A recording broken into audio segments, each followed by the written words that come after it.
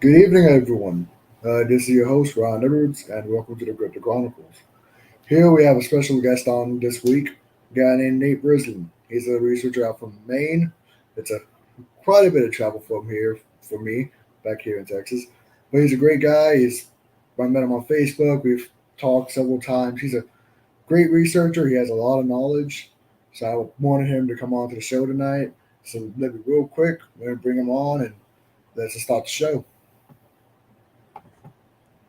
Hey Nate, How's it going? going good. So, if you want to introduce yourself to the viewers and everyone at home, tell because you can probably talk a little bit about yourself than I can. so, Yeah, just, that makes sense. you'll So yeah, my name's Nate Brislin. I was born and raised in Maine. I've lived in Maine my whole life. I've always been out in nature looking. I've always been interested in animals and nature and prehistoric life, all any kind of nature, any form of nature, basically.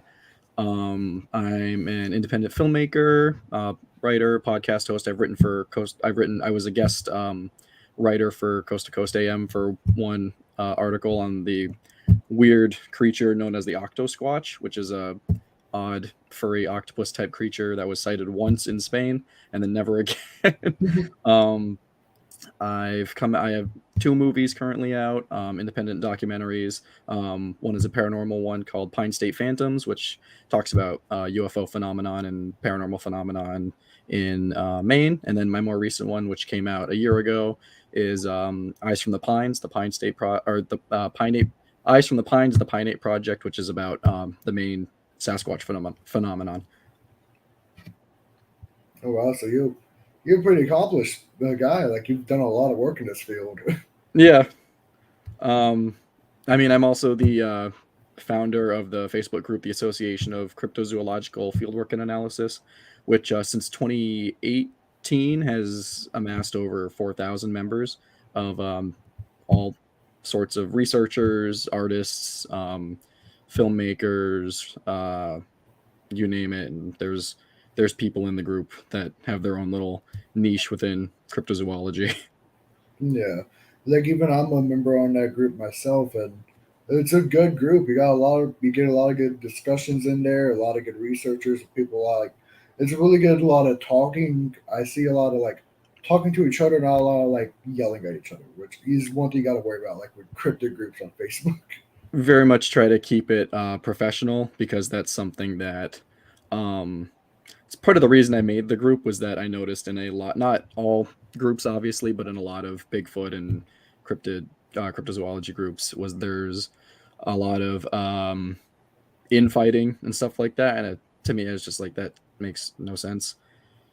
So I made my own group in 2018 and was very much trying to make a professional sort of cryptozoology museum, not or museum group in the sense professional in the sense that everyone is sort of level headed. It's not like you see all these like believers only kind of groups and stuff like that. And this is definitely not that. It's looking at it empirically and through um, really analyzing the stuff rather than being like, oh, this is we're out to prove cryptids or not or something like that. That's definitely not what we're trying to do. We're trying to collect evidence, look at it, see what the truth really is.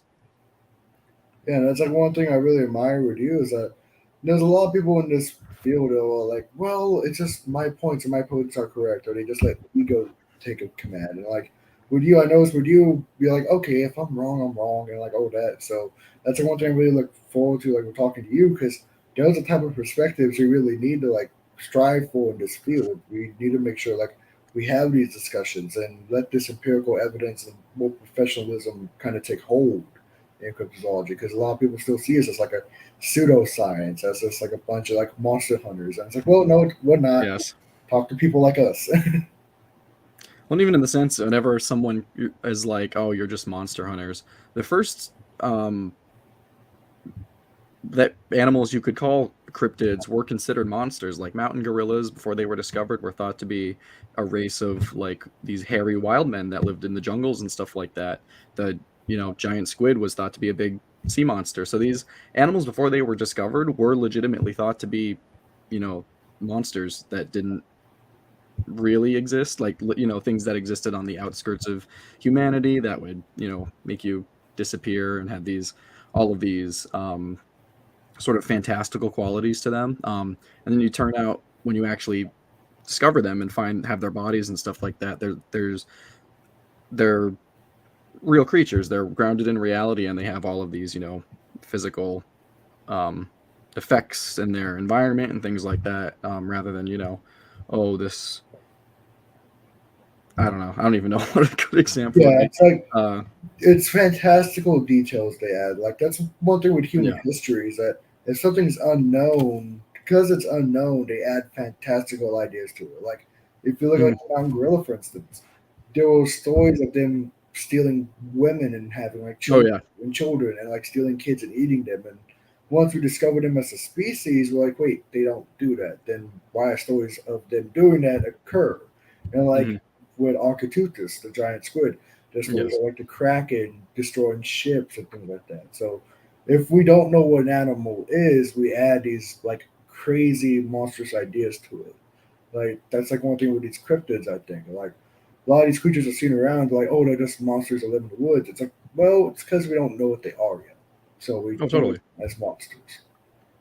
Yeah, and even with it's a good example. Because I like to delve into a lot of sort of um this is not claiming to know for certain what definitely any of these creatures are. Like, I definitely don't think Sasquatches evolved Gigantopithecus or the Loch Ness monsters a plesiosaur or anything like that.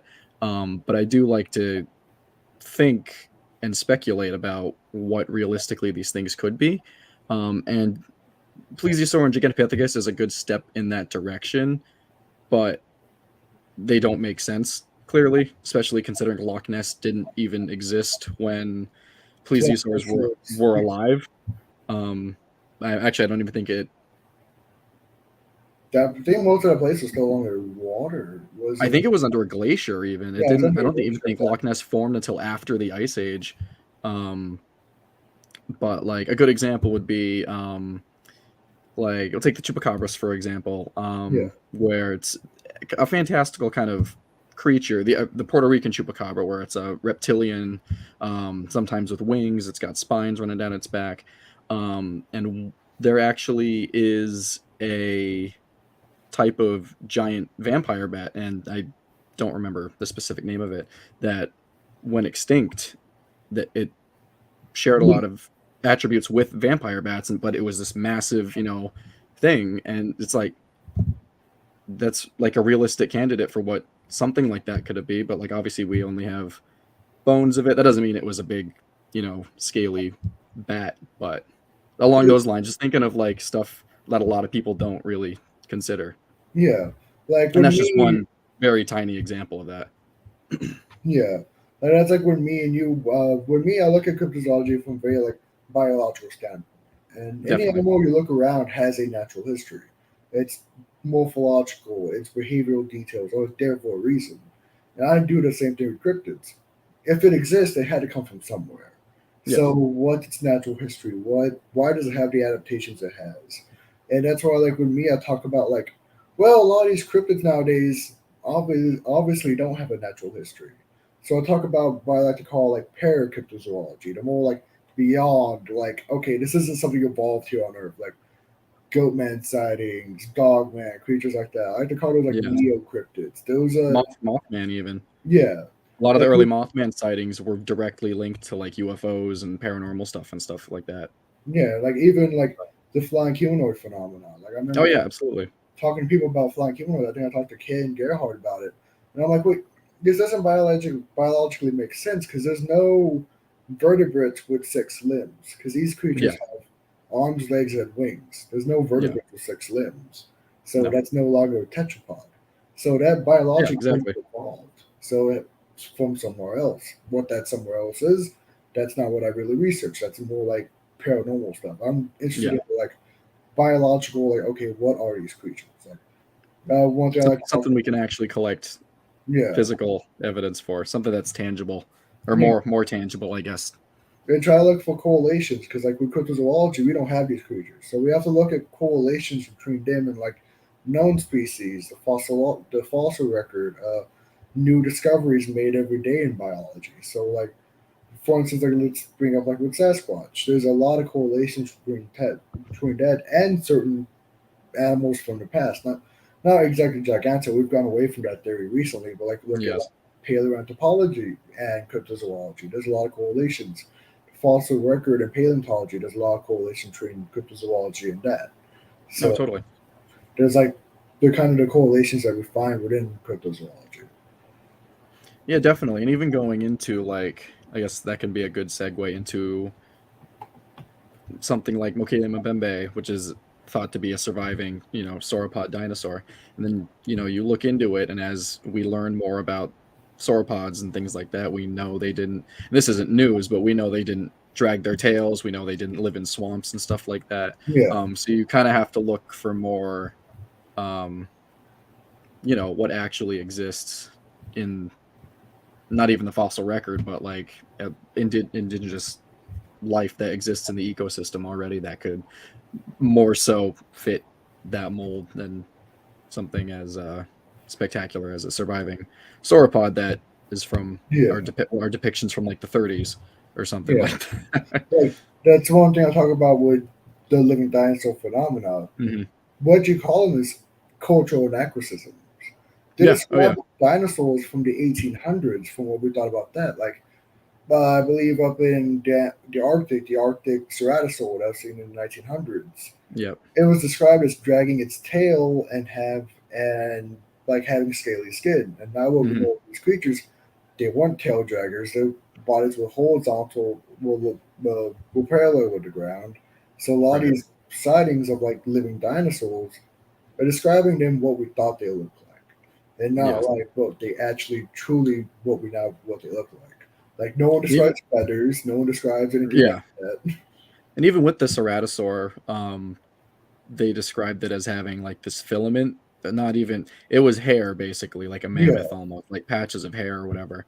And again, people are like, "Oh, it's got feathers or filaments or whatever." It's like they're no, that's yeah, not what they're describing. That's not what a ceratosaur or a theropod even would have had on it. yeah. They They're describe only it. doing that as sort of like the woolly kind of Arctic Yeah, creature sort of archetype thing, like a mammoth or something like that. yeah. They're trying to correlate it to like the woolly mammoths, the woolly rhinos, Yeah, Ice Age life, but the ceratosaur went extinct during the Jurassic. That was right.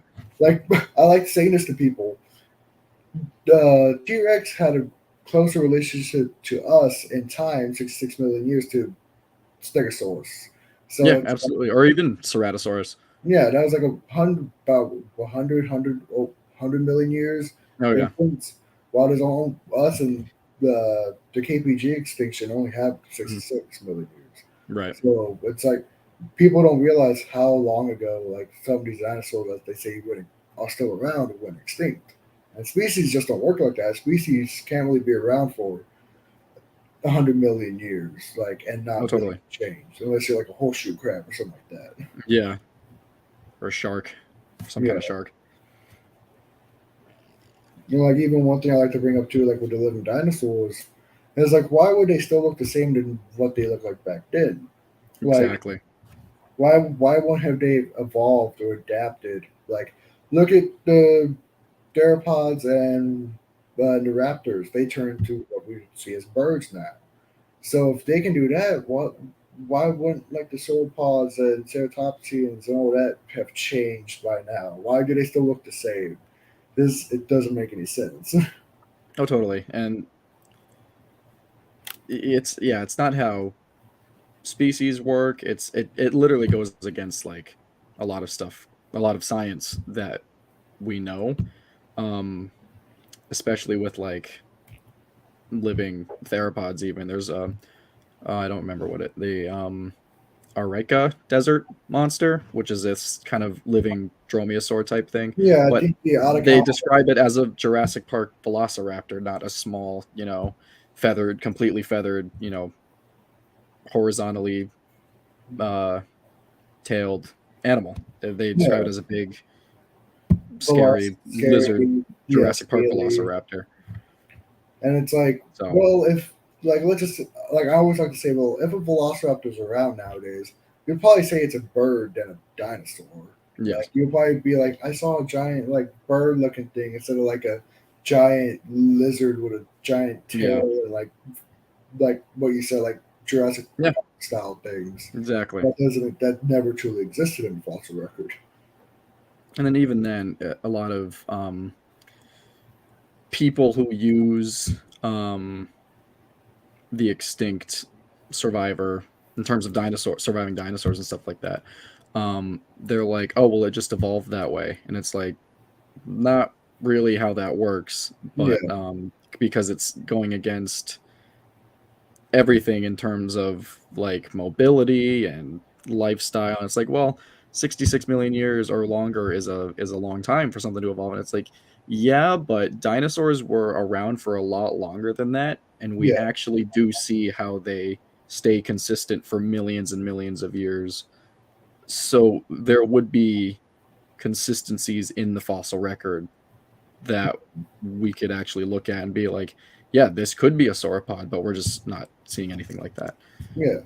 And like if you like, let's take for instance sauropods. If you look through the evolution, they just got bigger primarily. Like if you Yeah. look at like the platysaurus and the early sauropods in like in the early Jurassic Mhm. and Jurassic, then like a Brachiosaurus and like a Patasaurus in Jurassic, Right. then you have like Dreadnoughtus and Hmm. Supersided in the Cretaceous. They're just getting bigger, so why wouldn't that still happen after the extinction? Right. Like And pattern go against it. yeah, I was gonna say the answer would be that they evolved to become smaller so they could Yeah, hide and stuff like that. And that's again not how science and research works. yeah. So I like to bring up like look at the Jurassic. You have like Coelophysis, Horarosaurus, smaller mhm, theropods, and then they get bigger and bigger, get bigger, and then you have like Giganotosaurus, T Rex, and mhm, all these large theropods. So you have a correlation, you have a pattern. So yeah. why would these non-avian dinosaurs immediately stop that pattern Yeah. after the Oh yeah. KPG event? They would just keep going if they did survive. But Right. this just shows that non-avian dinosaurs did not survive past the KPG extinction. Right.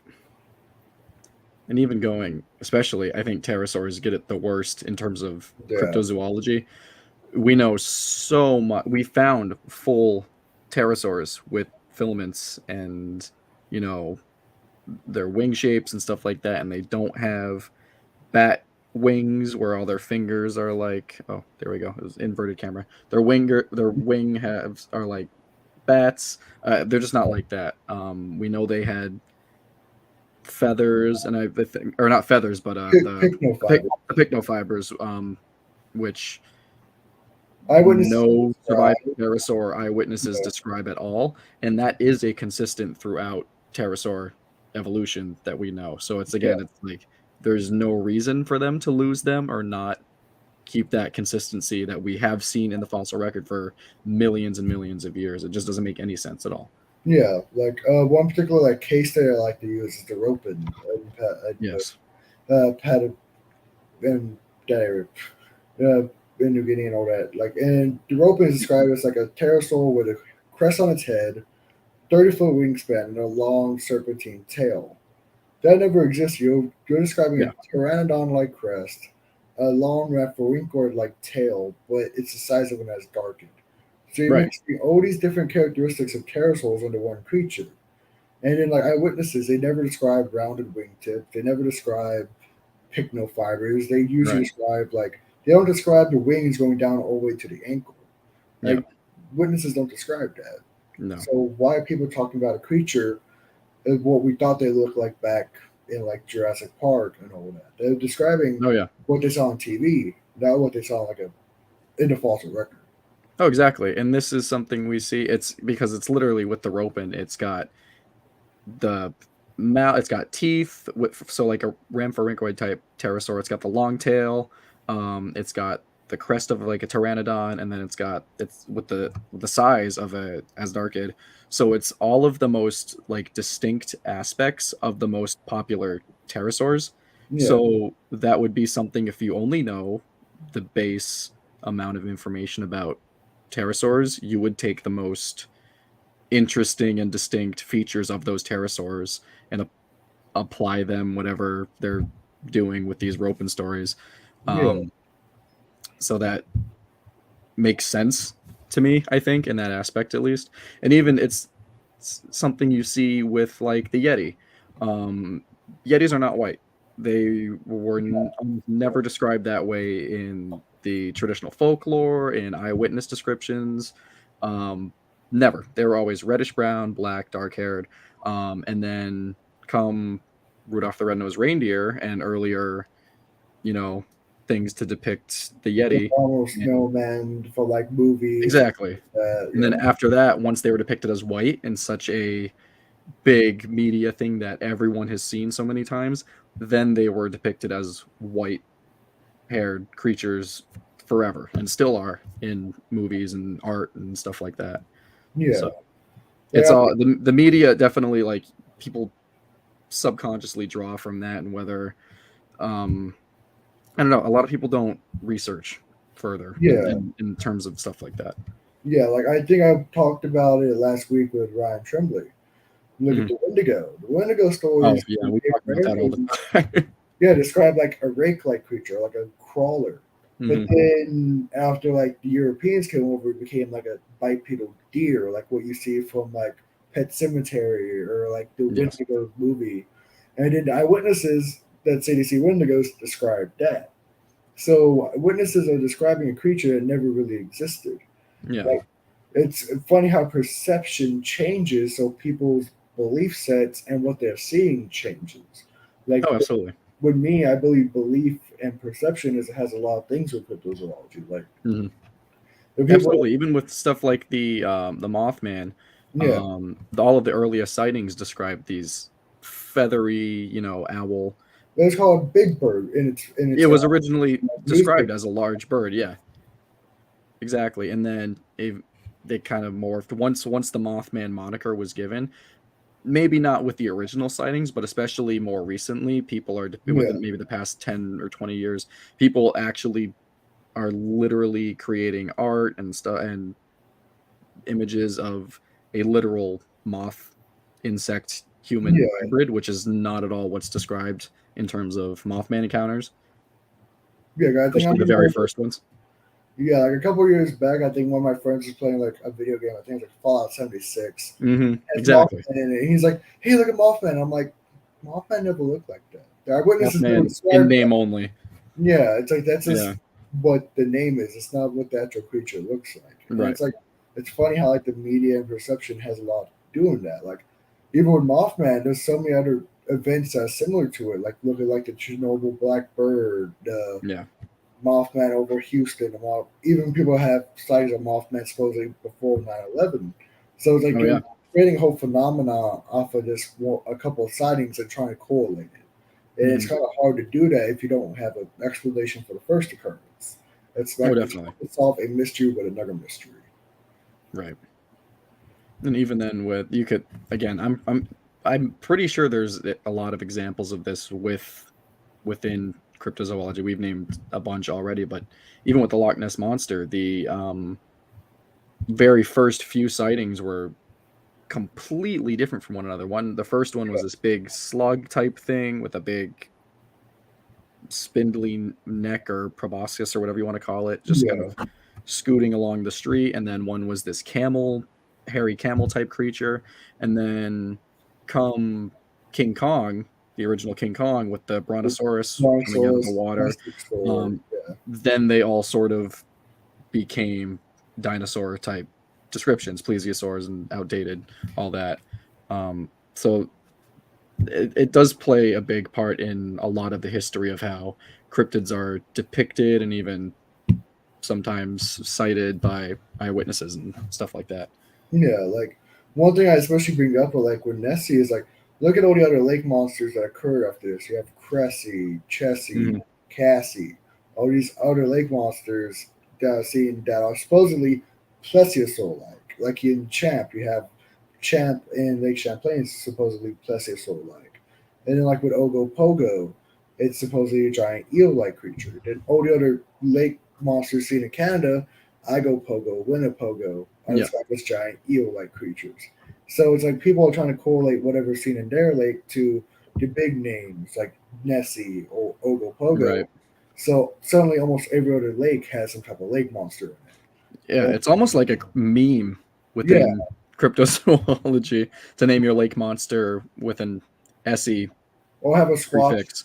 or you have squatch like you have Sasquatch, Sheep Squatch, Bat Squatch. Bat Squatch. Yeah, exactly. Yeah. You have all these different names because of like the meme of like Sasquatch or the Yeah. meme of like Nessie. Right. Absolutely. Yeah. I totally agree. Or you have like man in the name. You have Dog Man, Goat Man, other like Yeah. Lizard Man. Pig man. Yeah. It's just like, okay, the hybridization between a human and a non human species doesn't occur, so why are you calling it man? It can't be a Yeah. person. And that's kind of like the most basic cryptid someone could make up Yeah. is just having a half human, half animal or creature type cryptid. Yeah. Like I think I was talking to another researcher, and he was like, "Well, anything that's half human cannot be a cryptid." He's like, "Yeah, like goat man, dog man, Bigfoot." I'm like, "Oh, wait, Bigfoot and all that, maybe not, because they are very human. Like, look at the Mhm. human fossil record. If you would have seen our earliest ancestors like Australopithecus or Paranthropus, Mhm. we would describe it as like an ape man. Yeah. So Oh yeah. with Bigfoot, there are precedents for like Sasquatch and other like Sasquatch-like creatures. Oh yeah. But other creatures like the dog man, things like that, there's no evolutionary precedent for that. But there is Absolutely. Yeah. evolutionary precedent for other cryptids seen around the world. Mhm. Yeah. Absolutely. And like what did like you were talking about earlier with Sasquatch and like the gigantic theory, we've gone away from that in recent years. But like with you, do you have kind of a primary like candidates or anything like that you think with Sasquatch, or is it just kind of like you're just open minded to pretty much anything? I'm definitely open minded to the idea of Sasquatch having some form of evolutionary lineage because it has to if it's a real species, which people should think that's what it is. Yeah, Um, but you look at like the fossil record in terms of, let's say, chimpanzees. Um, if chimpanzees were extinct, we wouldn't know they even had a fossil record to begin with if we hadn't found at least a handful of teeth, I believe, is all yeah, we have to prove that chimpanzees existed, um, which is crazy to me. yeah, So let's say Sasquatch is real. They're in the areas where bones break down very fast because the soil's super acidic because they're in all of the sort of the rainiest areas. The soil's very acidic and where Sasquatch hotspots typically are. Um, Animals eat bones, deer eat bones, bears eat bones, birds eat bones. Almost every single animal eats bones for calcium, which yeah, all animals need. And then, not to mention that large primates are very rare yeah, animals. So they would be breeding, rarely. They would have small populations. So when you kind of add all that together, it kind of makes sense that we don't have a fossil record yet for Sasquatch, um, or even the like how many things, especially in jungles, because it's the same thing. We almost never get fossils from modern jungles yeah, because of the rain breaks it down because the soil is so acidic it doesn't preserve fossils. So just imagine what dinosaurs or pterosaurs or whatever that we just completely don't know about and never will know about because where they lived for the entirety of their like lineage was there. So we just don't have any clue.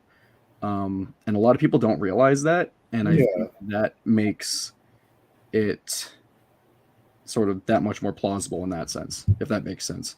Yeah, like I've talked to people and they're like, well, like fossils, it happens everywhere. I'm like, no, we have like a perception in the commonality, like regular people that Yeah. have a bunch of fossils. But like when you go to like a museum, what you see is a dinosaur, those are old replicas. Like Mhm. those are literally pieces of different dinosaurs, different individuals that we put together. The possibility of finding a whole skeleton is very, very unlikely. Oh yeah, And we which only makes get, it that much more incredible when we do actually find them, like that ankylosaur that we found. That's yeah, like literally, I think almost 90% yeah, complete, if not more. yeah, So it that's why it's always like a huge deal when we do find almost whole dinosaurs yeah. or fossils. But And like people get like, well, like we have a bunch of fossils and whatever. It's like, no, we've gotten lucky. There are certain like fossil yes, beds. You have like Hell Creek. You have the La Brea tar pits in Florida and California. mm, You have these very special areas, but these special areas aren't everywhere. You have like oh maybe yeah, like 10 across the continent. Like let's say that. Everywhere else, you know, there's fossils everywhere else. There's probably fossils under your feet right now.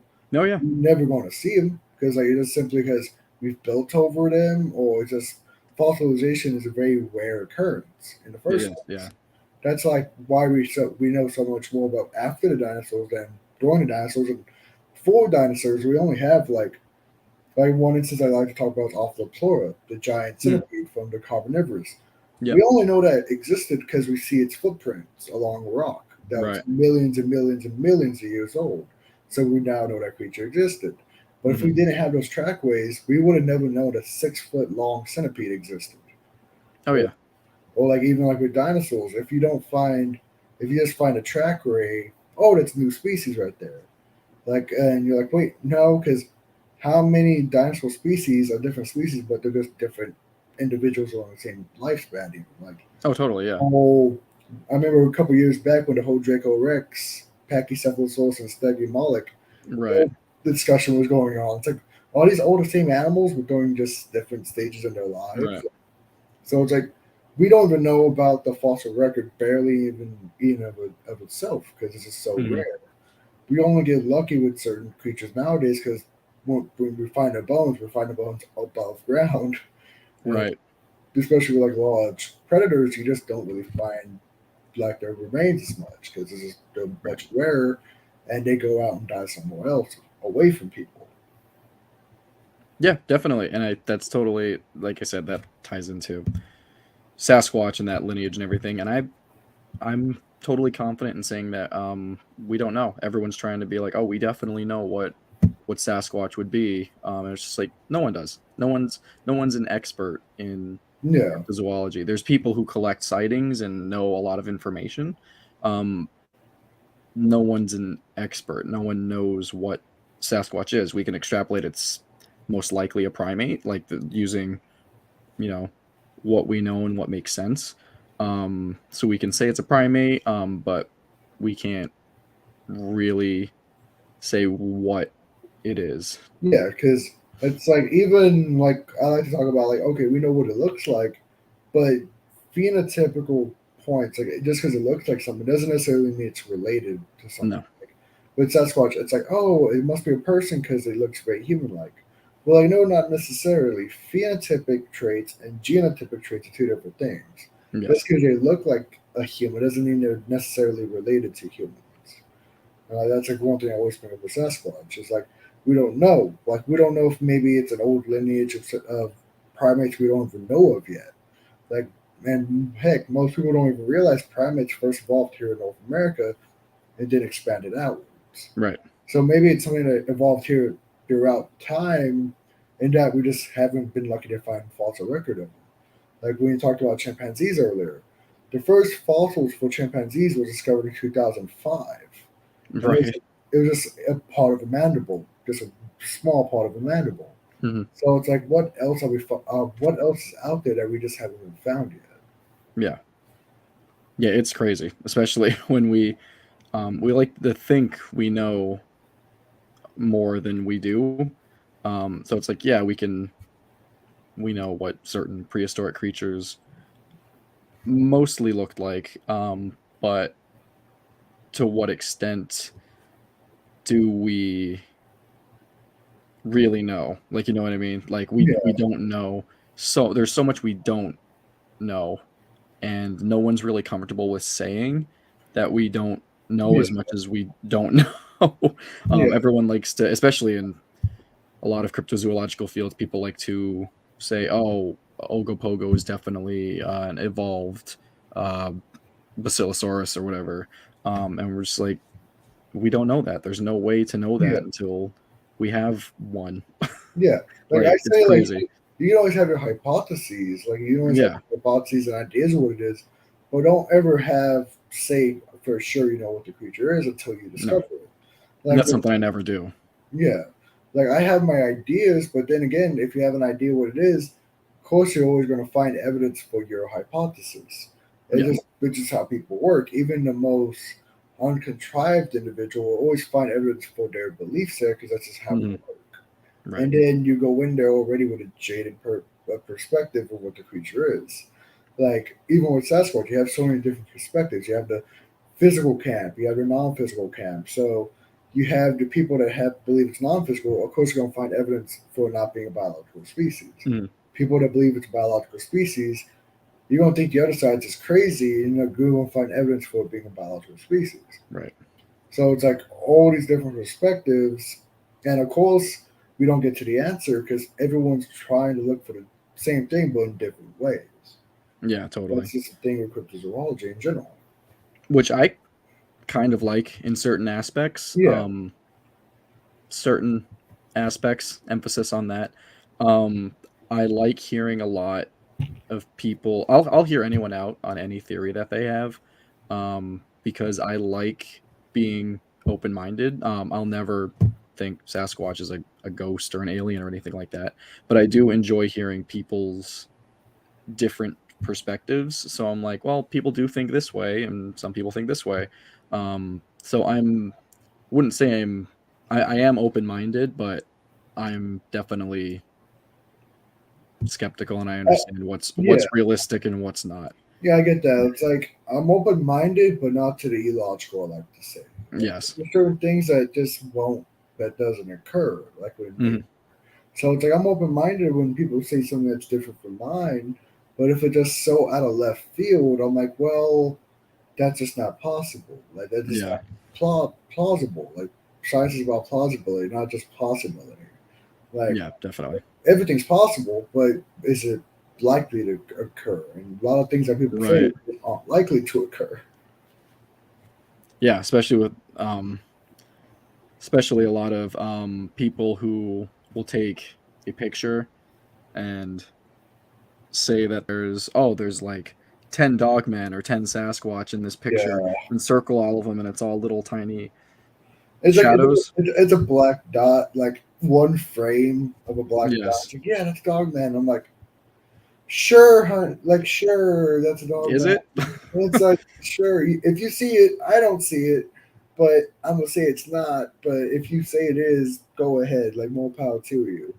Like I remember, Yeah, I always say extraordinary claims it require extraordinary evidence, which is definitely the yes, case in cryptozoology. So I'm always like, it's not 10 dogmen standing in a row, but just behind a bush, yes, um, because there's nothing that would indicate that. And you're saying you found this after the fact after you took the picture. yeah. And that's just one of many examples like that I'm not going to get There's too into. there's so many examples of that. Like I remember a couple weeks back when that whole Amarillo picture from Texas took place. It's like, oh, this is a Yeah. dog man walking across the field. You look at it and like, okay, no, that's a person in a suit. You can tell that's just a person wearing a mask. And there's just too much evidence for it, but people are willing to take it off because like media bias. So like, oh, it's a monster, so everyone believes in it. Mhm. A lot of people analyze it further. Like, but back when that happened, like even what was it last week when the whole skull thing happened? Oh, gee, it was like exactly a week. Yeah. Yeah, and it's like okay, all the media was talking about it, but like, oh my god, Bigfoot skull, but like It was free publicity, is what it yeah, was, because it was completely clickbait. yeah, and the researchers like us went in a second like, okay, no, it's not. Like when Jeff Meldrum came out, it's gorilla skull. Everyone's like, yeah, it's a gorilla skull, but everyone that's not in the community of Sasquatch researchers, they're like, oh my god, there's evidence, and you're like, wait, no, don't listen to him, just don't listen to him. Like that's Oh, one, and I was one of the first people who found the skull on Etsy that you can yeah, buy, and it matches up exactly. It has the same nicks in the skin and creases on the teeth or whatever, and it's like literally a carbon copy model Yeah, that they sell of a gorilla skull. yeah, And I was one of the first people to be like, yeah, I found the exact skull that they have and yeah, drilled a hole in to make it look like a bullet killed it or whatever. yeah. Um, Like even like I think because I've worked with this company before, Bone mhm. Clones. Even Bone Clones Oh has yeah, a score that's very very similar, and like I'm like it might not be the exact same model, but see how easy it is to get a model of a skull. Not a lot of hmm people realize that. Like it's very easy to find one online. All I gotta do is just order and boom, just put out in the woods and yeah, gorilla. and Oh, then that's make a what. fake story out of it. Yeah, Yeah, I was not impressed with that. yeah. But And I watched it too because I knew that he made the fake post about it being, oh, we found this, the government's gonna take it down, da da da da da, and then the video came yeah, up and he's like, it's literally 15 minutes into the video or 10 minutes into a 15-minute video where he's like, okay, so this is fake from now on, and we're like, we yeah, all knew. But also it's like the definition of clickbait because the image, the thumbnail was, oh, we found a Bigfoot skull, and it's just like, yeah. whatever. And like when I saw that morning when I saw it, I'm like, okay, Bigfootology and cryptozoology just took a big step back because that hurts the field. That just adds more. It decreases credibility and just more adds more like, hey, see what this guy did? That's what you guys do all the time, type thing. Yeah. And it just hurts the field because we need true evidence, not just hmm clickbait. And like even recently, I saw a picture of like people saying, "What's a dog man?" And it's like, no, this is literally a screenshot off of a TV show. I saw that too. Yeah, Yeah, I saw that one. and it's like, see, people that do that are just hurting this field in general. Like it doesn't hmm help. Yeah, definitely. And I it's don't like, even know what more to say about yeah, it. it's just like I'm like I would hope we can go past that one day, but just as long as there's people like that, we're always gonna have hoaxing as an issue in this field, and it's kind of a sad truth I've come to Oh yeah, recently. no, the Bigfoot skull reminded me a lot of the 2008 Georgia Bigfoot hoax in the cooler, Yeah, um, which I was watching. My dad and I watched on TV as it happened. yeah, Um, it very much reminded me of that, not in the sense that I thought it was real, but it was basically watching society collectively be like, "Oh, it's a Bigfoot," and then I don't know.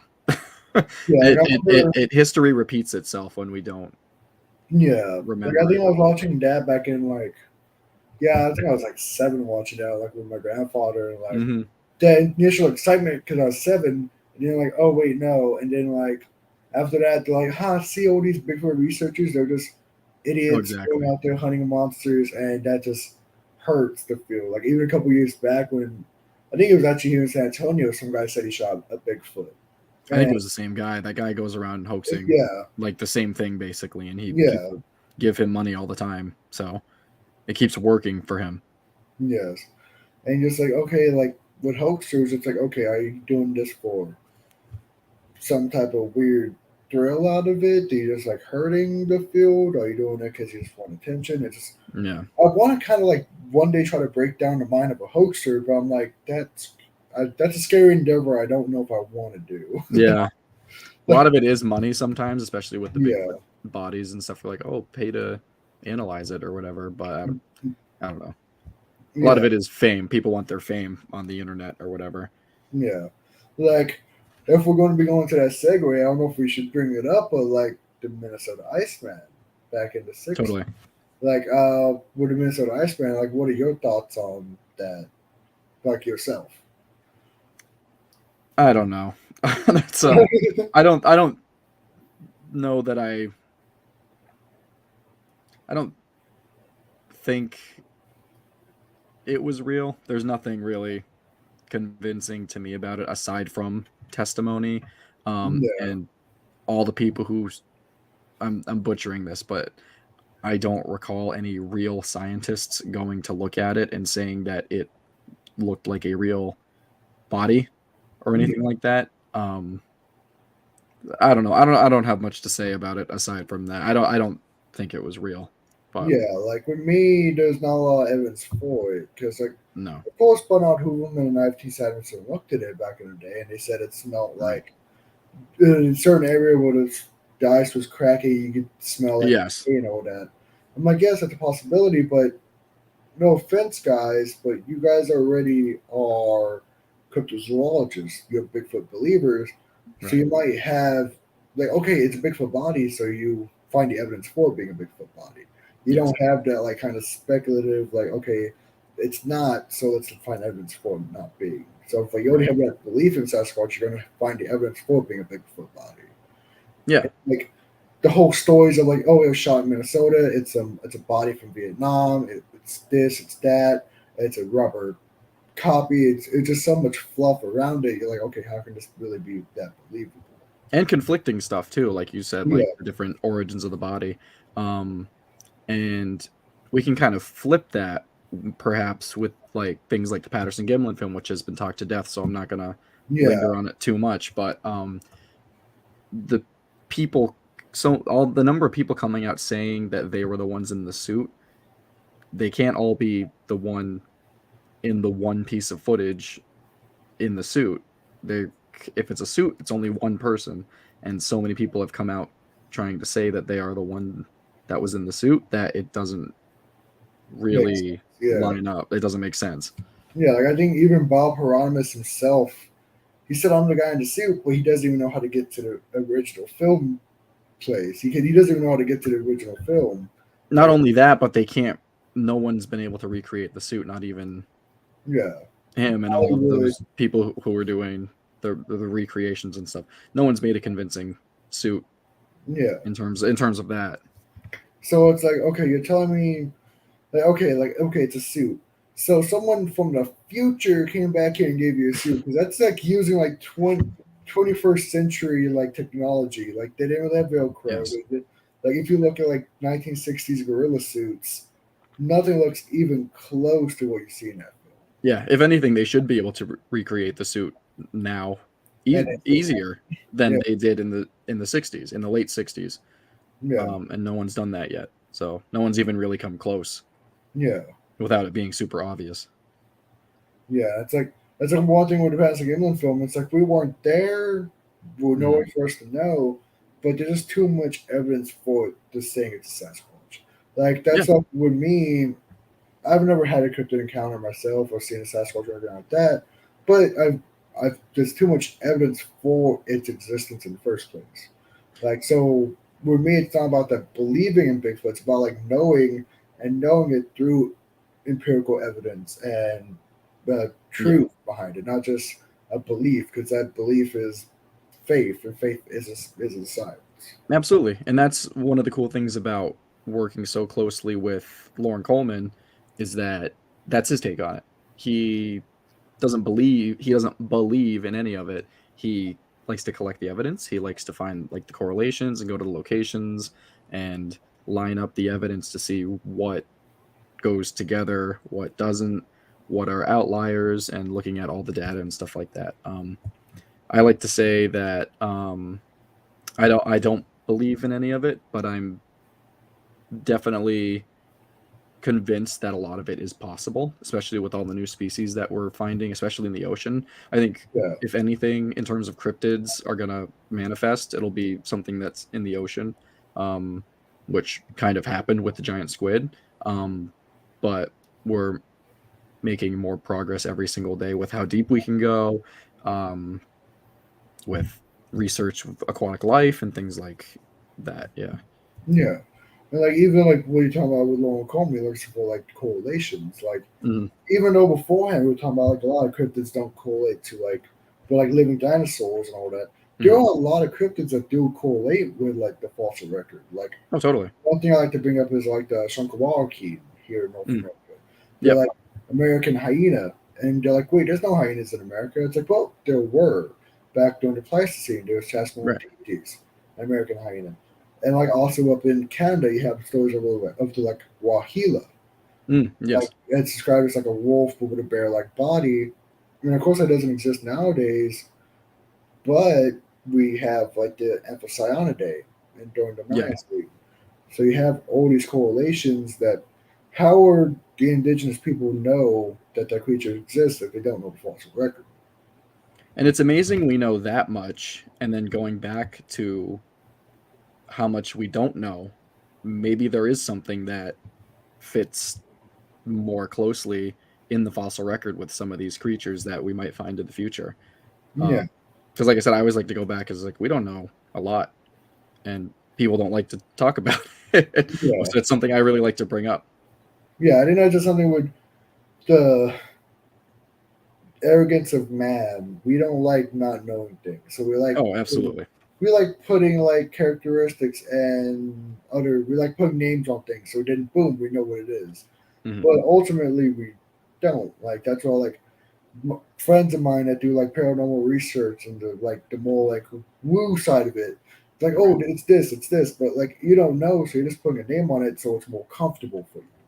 Yeah, Humans are about comfort. If we put a name on it, we're comfortable with it. But that doesn't just because it has a name doesn't mean we necessarily know we understand it. Like with Sasquatch, we put names on like okay, it's a Sasquatch, it's a Chugawaki, it's Nessie, but it doesn't necessarily mean we understand what it is in the first place. It's just a name for it. oh yeah, and I totally agree. It's all about comfortability and feeling like we know what the answer is when we don't. Yeah. Yeah. That's like even with like earlier with like the living dinosaur and living pterosaur Hmm. phenomena. Maybe people are seeing something, but just because it looks like a pterosaur doesn't necessarily mean it is a pterosaur. Right. Maybe it's something else. Maybe it's something else that's convergently evolved with pterosaurs, or like maybe it's just some other type of creature we don't know about. Yeah. Maybe But it does have bioluminescence. yeah, which it's like the whole roping phenomena. I just sometimes like I don't laugh at it, but I'm just like it just doesn't make any sense. Like Yeah. sometimes, Yeah, it is kind of hard to take seriously, um especially when a lot of the people involved not are doing the baseline amount of research to yeah, support their own ideas and stuff like that, yeah, which kind of makes me take it less seriously. yeah. Like even like a lot of these researchers, like I'm not trying to call people out that do research Yeah. within living pterosaurs and things like that, but a lot of them are younger creationalists. Hmm. They Yeah. believe humans lived alongside dinosaurs, so they're looking for evidence for that belief. To prove it, yeah. Yeah, so that's not It's science. the reverse of what should Yeah, be happening. you need to find evidence and then you make a hypothesis. You don't create a Yes. hypothesis, then find evidence for that Hmm. hypothesis. That's just not science. So, like the people that are like, oh, we believe dinosaurs lived alongside humans, let's go look for evidence for that. That's the opposite of Yeah. of science. That's the opposite Right. of what you do. You're only going out there with looking for evidence for your belief. So, of course, you might even make up evidence for your belief because you're Hmm. not finding anything. Like I like to bring up one particular Sasquatch researcher, Ivan Marks. Like Oh yes. he did a lot of good research, but Hmm. after a while he wasn't finding enough evidence, so he started turning to hoaxing.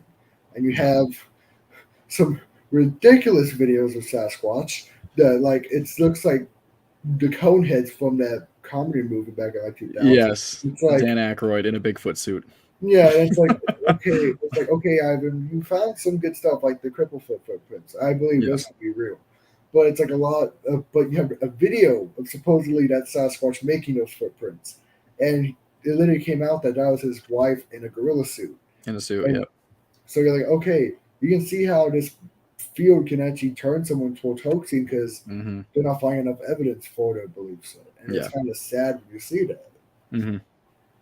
Oh, totally. Yeah. I totally agree. Yeah, and like they're all like just people like that in this field, and that's why like I hope more like-minded people like you come out and more now because like you have a lot of different perspectives in this field. You have Hmm. like the people in here just honestly just for ego, just for like I want to find it, I want to find it. Like I know that firsthand. One of my old colleagues was very much like just trying to put his name on everything and trying to own information and things like that. And I was just like, that's not what I'm about. So Yeah. yeah. Like I bring up like even the four horsemen of Bigfoot of like Bigfoot research, like Rene Hendon. Hmm. He was very known for like hoarding his information. Like he was in it kind of Yeah. just primarily just to find a new animal for the money, Mm. stuff like that. And so you have to worry about people like that. They're finding evidence, but then they hoard that evidence. And I believe it's about Which makes it null at that point because no one can actually research it. yeah, it's about So. communication. Like look at John Green before he passed away. He shared his information to everyone. He Hmm. opened up his files. He put his files on the internet so people could look at it.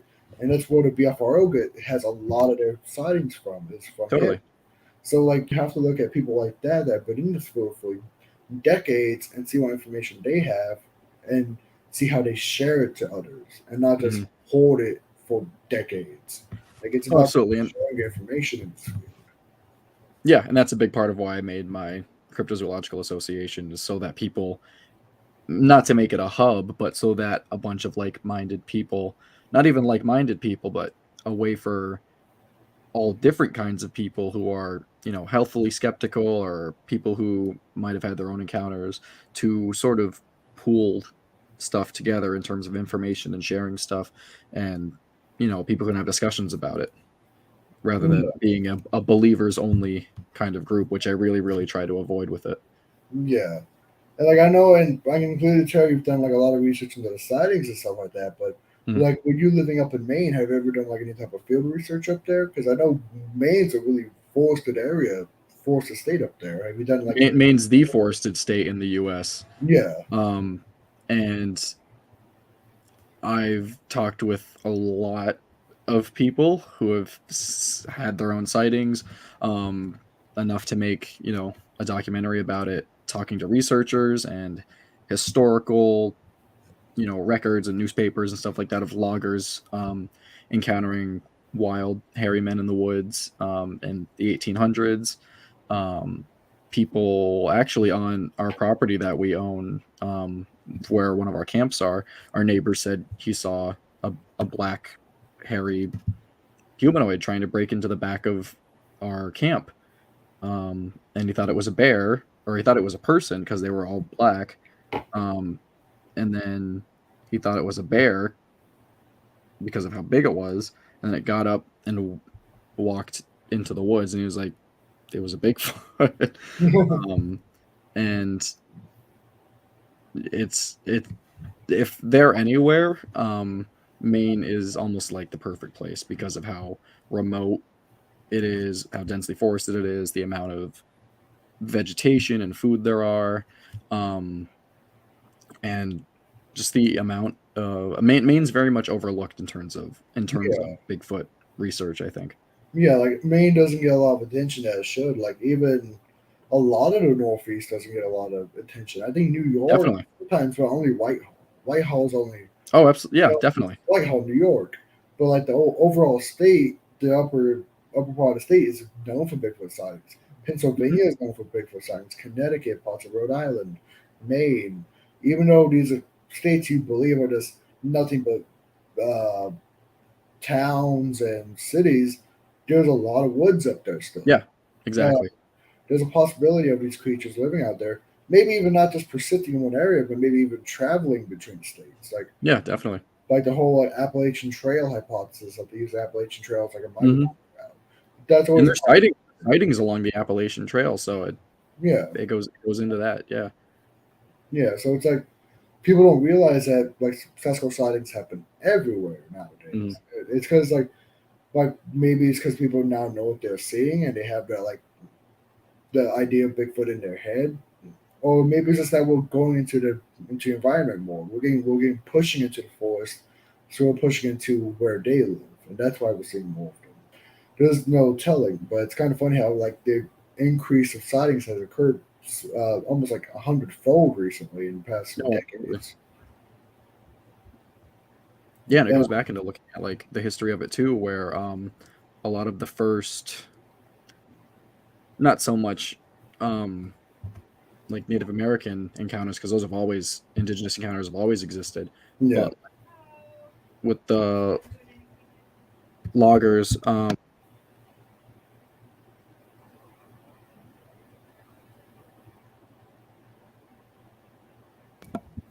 Can you hear me good? Yeah, you good. Sorry. You There we go. Yeah, sorry. don't worry, totally understand. You good. The lost my train of thought. Sorry. Lo- the original stories, like logger stories, Native American stories. Oh, in the Pacific Northwest and stuff. Like with the logging and things like that. A lot of the where the term Bigfoot was Yeah, coined had Dungeon- to do with loggers encroaching on what could be considered habitat and stuff like that. yeah. Like even I talk Which is about what we like see with mountain gorillas too. yeah. Like once we go into the environment, then we start knowing what they are. Like even Yeah. look at British Columbia, where in the Harrison River Valley, well, the term Sasquatch was coined. There's Mm. all types of occurrences up there back in like the 1800s and early 1900s. You had the Ruby Creek incident back in 1941 with the Chapman family. You had Jacko back in Oh yeah. the 1901, somewhere around there. And you had all these other events, but it was just because with me, the Native Americans, they already knew Sasquatch was here. They had Yes. that belief. It's like, okay, it's just another, it's like having just a bear or another human. It just lives Right. so why spread the word about it if it's just another living being? Mhm. Then it only took a lot of like J.W. Burns. He was the one who really got the name Sasquatch out there and all these Native American stories of the Saskeet or Oma, Yeah. Oh yeah. different Bigfoot names out there. And so we show there's a history of these creatures going back thousands of years. And that's like something I kind of hold with other cryptids. I like having seeing a history of them. Like with me, a cryptid should hopefully have stories from the native indigenous people. If there Oh yeah. is, and the sightings just started occurring the last 10 years, okay, animals don't work like that. It just doesn't Right. magically appear that's out of nowhere. Yeah. A lot of, and even going back to the animals that were once cryptids and then turned out to be real species, a lot of them were what's known as ethno-known, where they Yeah, were known to exist before they were discovered. And you're seeing a lot of that, especially with like the orang pendek and all yeah, sorts of, especially with like Yeti and stuff like that. yeah. Because like look at Nepal and the Himalayas. There's so many different names from Bhutan to Tibet. There's Hmm. always the Tingmu, the Yetis. Kind of they really don't use Yeti as much, but like it's kind of a bastardization of like the Nepalese language. Like they'll Yeah. host it with the abominable snowman. That's not what they called him. I think it meant bear man that lives in the high rocks Right. or something like Yeah. that. Not abominable snowman, but there's Yeah. all these indigenous languages describing a large hairy man like creature living in the woods. And Hmm. there's even stories of like what they call the Telima in the foothills of the Nepal of like shorter like 5 to 4 foot tall human like yeti like creatures. Right. And that goes hand in hand with like the proto pygmy phenomenon of like Yeah, definitely. humans sing around the world. No, absolutely. Yeah. It's just kind of funny, like how you see that across all the world. But like with Sasquatch, there's Sasquatch like creatures seen everywhere. You have the Batutu of like Vietnam and that area. You have the Yeti, you have the Yeri, you have Yowie, you have the bear man. Even the Yowie, there has tons of Aboriginal Yeah, um, aspects to it in terms of like the history of it and things like that. And there's different kinds too, not just the Yowie.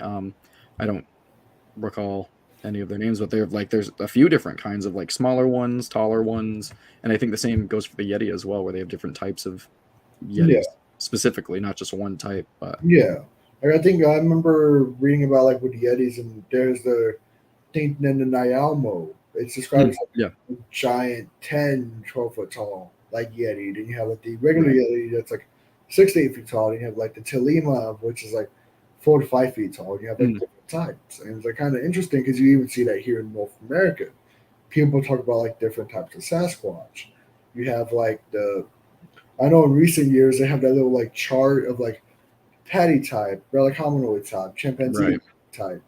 And like, but people describe that in other places of like almost like subsets, maybe not particularly subspecies, but like what I like to call like ecomorphs. Maybe they're just in a different Yeah, ecology, so they've adapted differently. They're the same species, but they just look different. yeah, and if I think you see that in bears a lot of the times too. Yeah, I think black bears have different, like there'll be southern types of black bears, and but I believe they're all the same species. But I'm not yeah. a bear They're the same expert, species, so but I don't like know. I think the ones in the south are a little bit smaller than the ones up in Yeah. like north areas of the country. And that even goes hand in hand with Bergman's law, the whole idea of Mm. like when you get colder environments, you get bigger. Like Yep. even like polar bears and grizzly bears, that separation of species only occurred about during the Pleistocene. Hmm. That was only maybe 10, 12,000 years ago. Yeah, and even So with Sasquatch, you see like there's maybe this is what you were kind of getting at, but in like Alaska, you see one or you get reports more consistently at least of 9, 10 foot tall ones are reported that yeah, have like the ability to flip trees upside down and put them in the ground as markers. Um, and then I don't know, maybe more so on the East Coast, they're the wood devils yeah, in specifically New Hampshire, I think, that are more slender, or maybe not as high. They're maybe human size proportions, but you do kind of see it now. The North American apes, which would be have the more ape-like features, like um, Momo, I think is correct. yeah, It's like a nape. would definitely be a different species if they exist. Yeah. Because like that's one thing like one interesting I really want to hopefully one day talk to Lauren Coleman about like is with the napes. Like I Oh yeah, know I think the first evidence for it was up in his hometown of Decatur, Illinois. yeah, oh It's yeah. a human like foot but with a divergent big toe, which Hmm. that's very It interesting. literally looks like that. Yeah, Yeah, which is very interesting because like the foot describes okay that's bipedal, but then the divergent big toe that's an old boil right. mutation. So it's like, huh, are these creatures maybe in between going from arboreal to bipedal? But even that's not something you see in a fossil record of like humans of like Right. midway. So what if this is a whole new branch of bipedalism we've never seen before? And It's totally possible. it's just kind of a very interesting thing to see. Like, Yeah, heck, definitely. here in North America, you have like Bigfoot, you have the Napes. There's even the stories of like the devil monkey, and like Hmm. even recent stories of like the Gugui. So it's like people are seeing like 4 or 5 different. Ryan Tremblay knows a lot about that. Yeah. Yeah. So it's like it's funny that you see like all these different unknown primates in North America that shouldn't have any primates, but Hmm. you see like 3 or 4 different ones around here. Right. Yeah. And even in I think South America has like the big monkeys. Yeah, I forget what they're called. They've got a few different names for them, but they're yeah, literally big, like the black monkeys. the Mono Grande, Yeah. Sesamite, Didi, Mapinguari. Sometimes I can see Yeah. Mapinguari being kind of put in that. The Duende, El Tatamundo, all these different Bigfoot like creatures in the South. And like with me, I'm like, okay, are these maybe something that evolved in South America? Like, Hmm. what if maybe those primates just got larger and have grown into what you have, like the Ukamar and like the Oh yeah, totally. Sesamite, and you have the Isnashi, which is described as like a giant human size the spider monkey. Yeah, and even going back to Mapinguari is that all of the indigenous reports were of an ape-like creature. It was only when, I think David Old. in the Yeah, 90s, yeah, proposed the idea of it being a giant sloth, the Megatherium, yeah. and did it only then sort of take shape as that, Into like and a then no one questioned it, yeah, despite what all of the original reports said otherwise as an ape-like because creature. like with me, I believe there's living ground sloths in South America, but I don't think they're Mm. in Brazil. There's stories of No. them in Patagonia, in parts of like Argentina, Chile. Like Bernard Hooverman collected ideas of like people describing large. What they're called him is the crooked foots. Yeah. It Yes. looks like a foot, but it's backwards.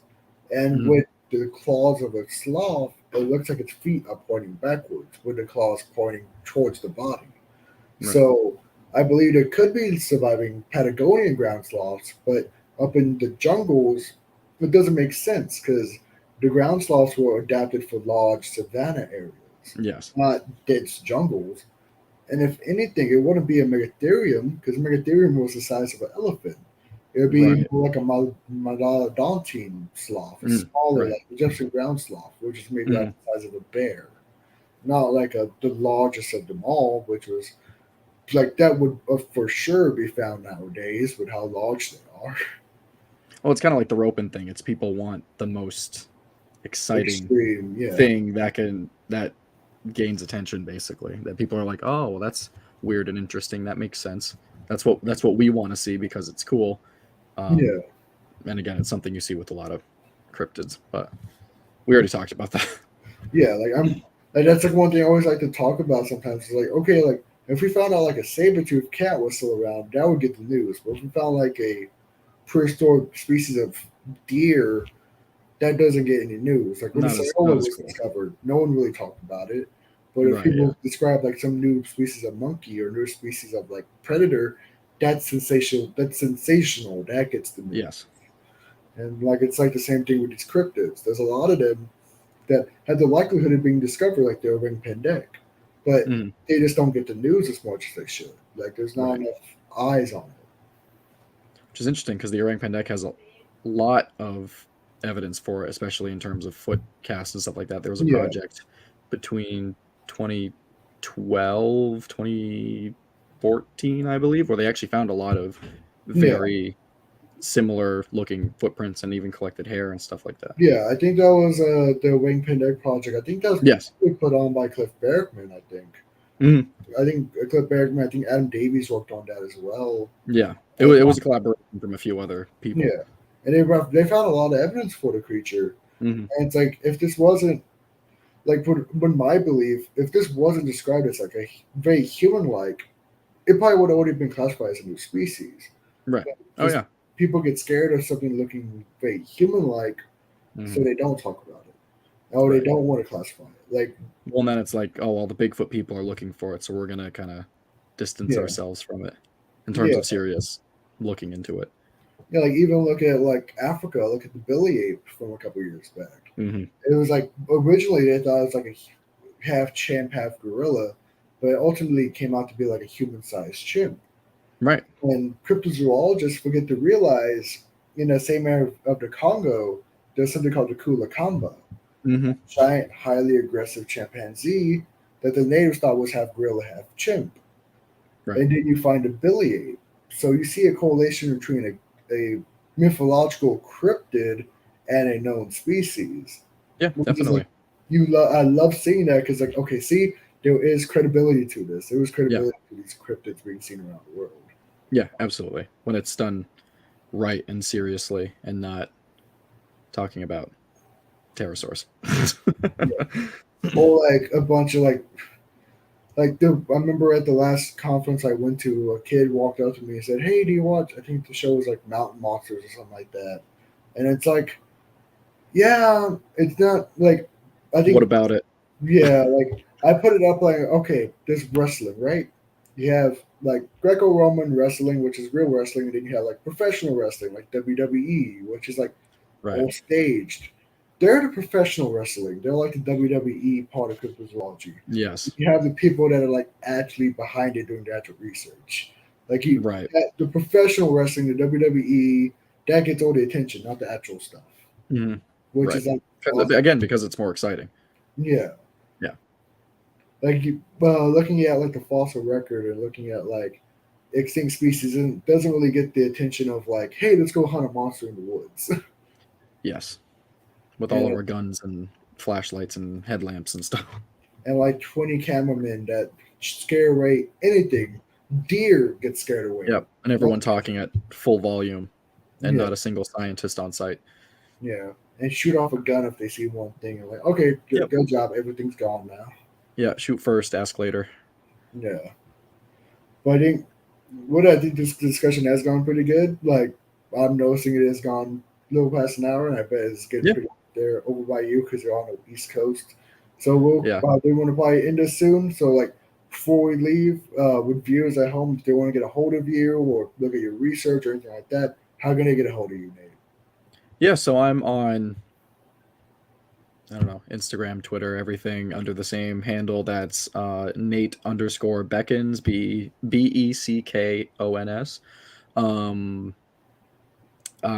You can join. I'll always answer. I'm always on my Facebook group, the Association of Cryptozoological Fieldwork and Analysis, which is my group. That's the collective group that I've been talking about. I just started a new sort of distancing it from cryptozoology, but all about the appreciation of prehistoric creatures, which is Paleo Travels, Ancient Animal Appreciation, which is another public group on Facebook.